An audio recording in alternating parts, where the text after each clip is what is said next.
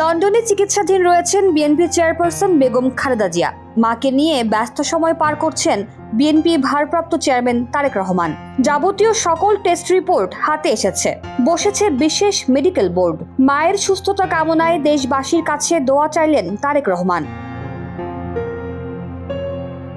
এর আগে খালেদা জিয়ার শারীরিক সমস্যার জন্য করানো হয়েছে সকল মেডিকেল টেস্ট। তার এ সকল টেস্টের রিপোর্ট 17 জানুয়ারির মধ্যে পাওয়া যাবে বলে জানিয়েছিলেন তার ব্যক্তিগত চিকিৎসক ডক্টর AZM জাহিদ হোসেন।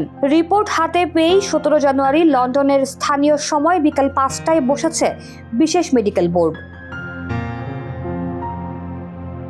বেগম খালেদা জিয়ার জন্য বসা বিশেষ মেডিকেল বোর্ডে থাকছেন যুক্তরাজ্যের দ্য লন্ডন ক্লিনিকের 4 জন প্রফেসর ও যুক্তরাষ্ট্রের জন হপকিংস হাসপাতালের 3 জন চিকিৎসক। থাকছেন বাংলাদেশ থেকে যাওয়া 6 জন চিকিৎসকও। মেডিকেল বোর্ডের সাথে তদারকি ও খবরাখবর রাখার দায়িত্বে আছে বিএনপি ভারপ্রাপ্ত চেয়ারম্যান তারেক রহমান এবং তার স্ত্রী জুবাইদা রহমান। 17 জানুয়ারির মধ্যে সকল টেস্ট রিপোর্ট আসার পরেই চিকিৎসার চূড়ান্ত সিদ্ধান্ত নেওয়া হবে বলে জানানো হয়েছিল। 3 বারের সাবেক প্রধানমন্ত্রী খালেদা জিয়া দীর্ঘদিন ধরে liver cirrhosis, kidney diabetes, arthritis সহ শারীরিক নানা অসুস্থতায় ভুগছেন।